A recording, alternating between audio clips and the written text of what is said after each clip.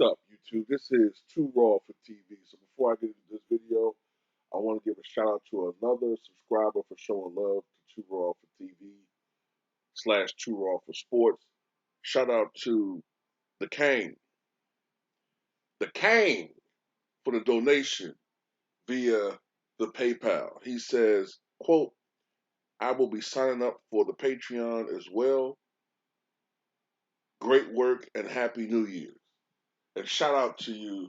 And I saw that you signed to the Patreon, man. Much respect for you showing love to Too Raw for TV, aka Too Raw for Sports, and for signing up to the Patreon. And I will be coming out with 2 new Patreon videos tomorrow for New Year's Day. So all of you sign up to the Patreon, please look forward to that.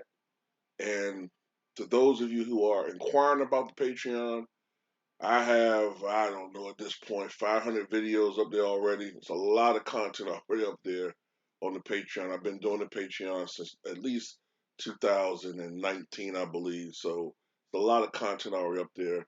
I upload every week on there, so it's always going to be new, fresh material. And on the Patreon, I'm totally uncensored, unfiltered, and talk about anything on there on the Patreon, as opposed to YouTube where we can't really talk about, you know, things anymore. We can't talk about certain topics over here anymore.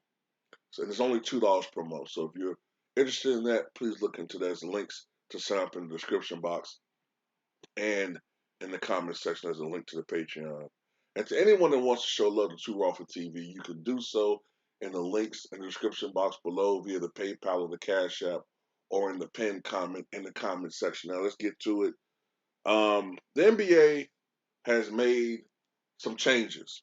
All right, we all are aware the CDC has revised their recommendations as far as the amount of time that we can quarantine or should quarantine.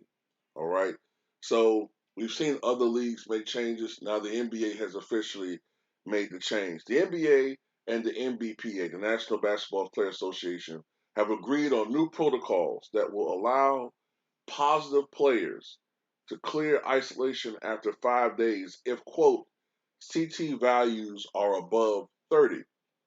That lowers the threshold from 7 days and CT values above 35, which is a recent change they had made from the 10-day that we have been seeing. So what this will do is shorten the time window as far as players not being able to play. 5 days at the most, that's probably about 2 games. That's not going to be as big a factor. And that CT value, above 30, uh, if it's above 30, that indicates how much load you have. The V word, it indicates how infectious you are. If you're over 30 into 40s and 50s, you're very infectious. If you're below that, then the chances of you spreading it to others are extremely low or virtually non-existent. So, I mean, this is good for people who want to see the players play. I'm not a scientist, I'm not a doctor, so I don't really have any input into this. All I can say is that as a product, the NBA wants to see their players out there. You want uh, less time for them to be out, unnecessary time. So this is a good thing, I guess, for the NBA product.